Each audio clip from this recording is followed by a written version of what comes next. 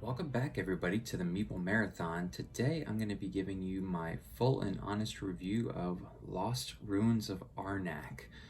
This is a very popular game out right now from Czech Games Edition, designers Min and Elwin.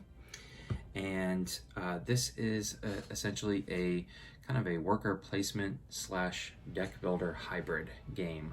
It does have a solo mode, and that's mainly the portion of the game that I'm going to be reviewing today. So, as always, I'm going to give you what I don't like about the game, what I have mixed emotions about the game, and what I love about the game. So let's go ahead and get started with what I don't like about the game. And right off the bat, I definitely have to say this vertical board here. I have even gone so I've yet to use the resource board that they give you to place on the bottom here, mainly because I have my own container for the resources that makes it very easy to just draw them out of there and put them back in there and make setup and cleanup super easy. But just the simple fact that I pretty much have to get out of my seat, lift up out of my chair. I'm pretty standard height person, but for me to be able to reach the piles of the artifact and item cards, I have to kind of almost get up out of my chair to reach those and reseed the market deck. So I don't understand why so many people are going vertical with their boards these days. I understand that this research track feels nice going vertically, but you could do the same thing turning it sideways, the same thing with the locations. I wonder why they chose the vertical nature. I wonder if they even looked at a horizontal nature for the board. The next thing that I want to talk about is the card quality. Now, in general, the component quality of this game is top-notch, and I'm going to talk about that here in a little bit, but specifically the card quality. The cards, they feel a little flimsy. They're also really slick. They don't have like a linen finish to them. They're not matte, so they don't have that texture to them. They're very slick. They're hard to shuffle.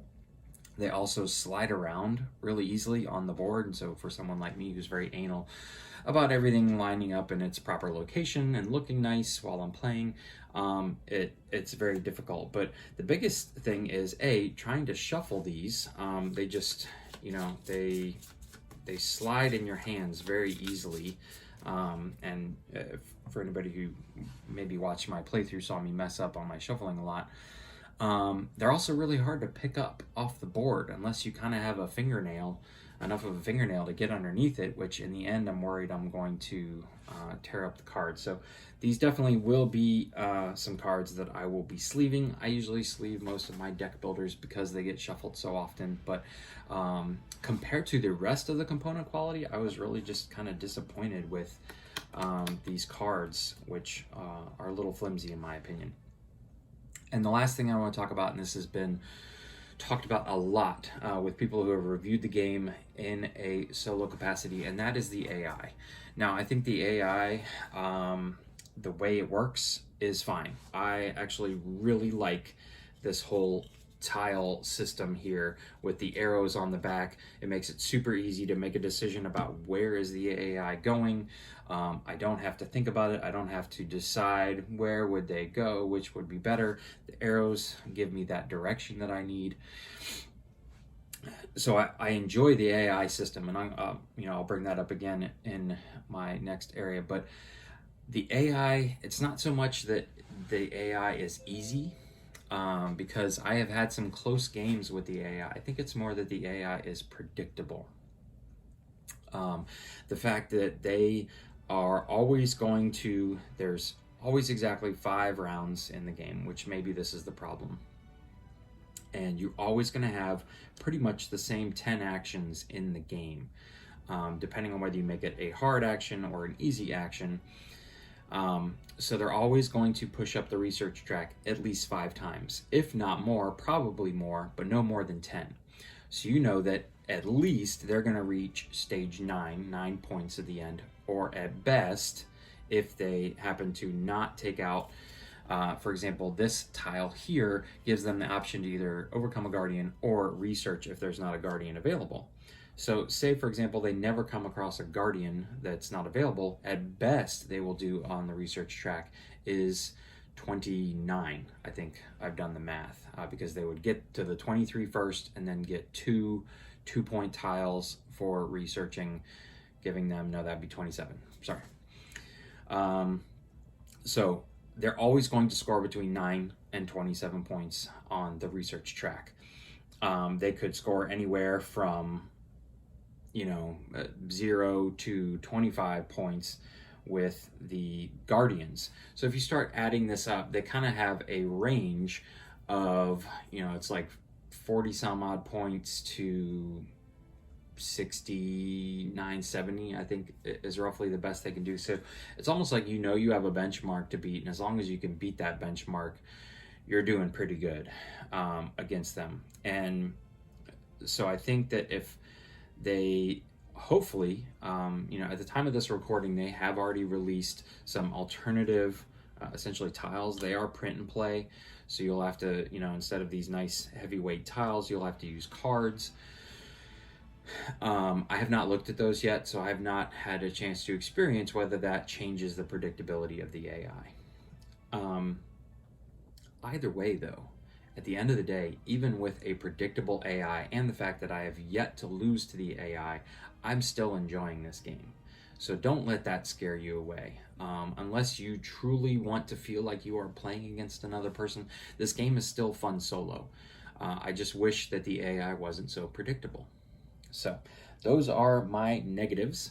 Let's talk about what I have mixed emotions about, and that actually is only one thing, but it's kind of a big thing, and that is the length of the game. The game is only 5 rounds, and the rounds aren't that long. And you only have 2 workers available to you when you are playing as a individual actual person.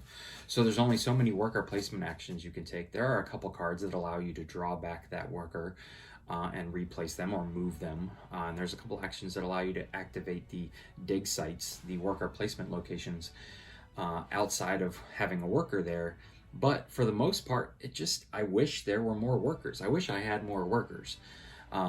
And sometimes I wish the game was more than 5 rounds long. But this is a mix, because on the flip side of that coin is that I generally am able to make it to the top of the research track in 5 rounds. I'm generally able to get up and unlock at least one location in the kind of second tier area of locations. I don't feel like I've ever been shorted by only having 2 workers. I think it's more the fact that I wish there was just a little bit more to the game, but this is a mixed emotion, because I feel like the game is really nice that it is only 5 rounds. It doesn't take forever. It doesn't drag on. This is easily a 45-minute game for me playing solo. My playthrough that I posted online was a little over an hour, but I spent several minutes at the beginning talking through the actions you can take in the game. So I have to go back and look, but I think even talking through a game was closer to 45 minutes. And so if I'm just sitting down, focused in on the game, not talking through all my actions, I could probably easily play through a game in less than 45 minutes. And there's a lot of content here for that short amount of time. So I'm getting a lot of game in a short amount of time. So again, this is a true mixed emotion for me. It's almost like, wishful thinking that I wish it was longer, but at the same token, I don't want it to take longer time. So maybe down the road, they release an expansion that adds maybe one more round to the game, one more worker, or a way to hire a worker in addition to your assistants. Just something like that, I think would be amazing. But for right now, I think this game really works, and that's why this is a true mixed emotion for me. So that's all. That's all I have for mixed emotions. Let's move on to what I love about this game, and that is quite a bit. I briefly already touched on the solo AI system. The system that manages the solo AI, these nice tiles, again, and this speaks to component quality, but just the simple fact that you flip over a tile, it's a very straightforward action that you follow for the AI, but then the decision that's made for you based on this simple arrow. It's so simple, but it really basically says, you know, look to the left, look to the right. You know, they give you other details as to, you know, when you're placing your worker out, move as high as possible, or when you're putting out a new location, move as low as possible. But then there's always a decision sometimes about, well, which one? They're both on this row, and you just look to the arrow. That is such a beautiful system in my opinion, and it just works. Granted, the AI is predictable in their scoring nature when you're competing against them, but managing them in the game is beautiful. Love that system. Another thing that I briefly touched on, and I'm just going to move this out of the way here, is the component quality. Like I mentioned earlier, these tiles are nice heavyweight. The location tiles and the guardian tiles are nice heavyweight cardboard. Same with the assistants. You know, most of the cardboard in here is a good heavyweight cardboard. I absolutely love these tokens, these resource tokens that are, you know, plastic, the red gems, the blue arrowheads, and the tablets. Love, love, love the feel of these. I love gaining them, picking them up in my hand. Superb. I wish that the compasses and the coins were in that similar nature. I would love to have some real metal coins that have like a, you know, artifact feel to them, kind of look old and dusty, or some, you know, little ceramic compasses. But I understand that they probably had to rein in the cost somewhere, and so I'm perfectly fine with the cardboard nature. The only thing I am really not a fan of is the fact that I had to put stickers on the journal and the magnifying glass pieces, that those didn't already come heat pressed. I can just, you know, when I look at them, I can see that it's a sticker. That's really, that and the card quality are the only two gripes I have about the component quality in this game that otherwise is absolutely stellar. The artwork is really fun to look at. The board is absolutely gorgeous, and it's double-sided, which is just amazing that there's a whole nother side to this board that I haven't even tried yet, and I've been playing the heck out of this game. So I am looking forward to checking out that side of the board. Maybe that'll beef up the AI a little bit and give me more of a challenge, but in general, the component quality of this game is top notch. What else do I like about this game? The free actions. So basically, if you're not familiar with the game, there are specific actions that you are allowed to take one of on your turn. And you basically just keep going around. Everybody gets to take an action until everyone has passed, and then that ends the round. And then there's 5 rounds. Well, these ability to take these free actions, which a lot of times are just utilizing the cards or the assistants you have, or your ability to like slot in an idol to gain those resources that you just don't quite have. They're not already sitting on your player board, but you have a way to get them. If you watched my playthrough, the reason I won the game was that I was researching near the end of the game and was able to slot in a free action amidst my main action that got me just one step over the hump. And I'm not going to spoil it if you haven't seen that video yet, but go watch the video and you will realize that a free action won the game for me at the end of the day. So I really love that they just kind of added that in, that not everything is just an action. And then you take one action and then you move on. I also love that, especially near the later stages of the game, I feel like the turns just keep going. Like you feel like you're on. There are definitely points, especially in my playthrough that I posted online, where I felt like my turn was about to end, but maybe, oh, I've got a couple coins here. Is there anything I can purchase? Or, ooh, I've got a handful of compasses here. Is there an artifact I can purchase? And, ooh, let me purchase that artifact. Well, that's going to give me this additional bonuses, and that's going to give me more resources. Now, all of a sudden, I can push up the research track, which is going to give me a card draw. And next thing you know, you have taken 3 more turns within that round. I just love how a lot of people call it combos. It doesn't really feel like you're comboing off of cards. It just feels like there really is so many options, so many choices of things you can do on your turn, whether you're pushing up the research track, whether you're going to dig at a site or explore a new site, because exploring a new site, it may bring out a guardian, but you don't really know what resources you're going to get, and it could be this plethora of exactly what you need. And so you're never really out until, you know, sometimes you get to the point where it's like, I literally have no resources on my board. I have no cards left. But at that point, you've taken 12 actions in a round, not to mention all the free actions.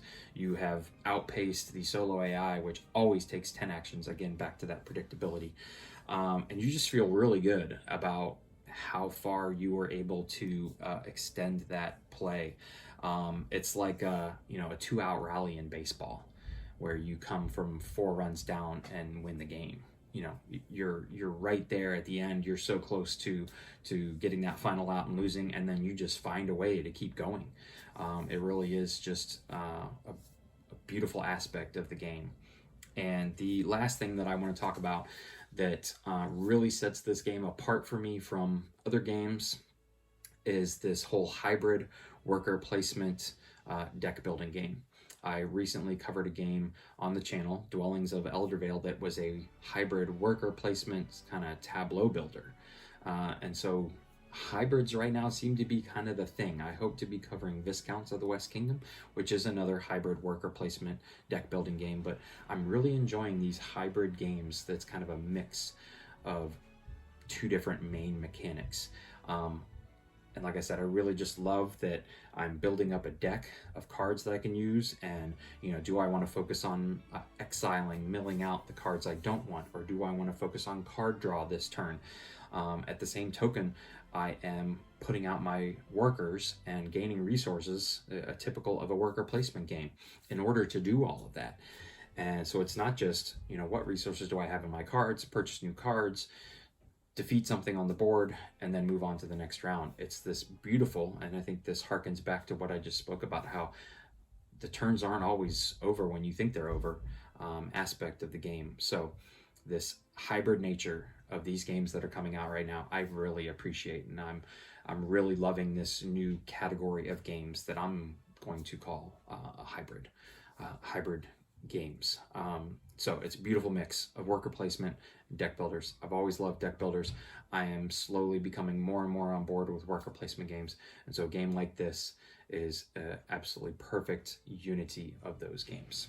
So if you enjoy worker placements, if you enjoy deck builders, or you strongly enjoy one or the other, and you're looking for something that's a little bit different, Lost Ruins of Arnak. If you really want something with that Indiana Jones type theme to it, Lost Ruins of Arnak. If something like the verticality of the board is going to drive you nuts, then maybe this isn't the game for you. If you want a true challenge from your solo AI, maybe this isn't the game for you. Like I said, the solo AI system is brilliant. The AI itself is a little predictable. So take that into account. Otherwise, component quality, beautiful except for 1 or 2 things. I highly recommend this game in general. If you enjoyed this video, please consider giving it a thumbs up. And if you'd like to see more videos like this in the future, please consider subscribing to the channel. Once again, thanks for watching. Have a great day.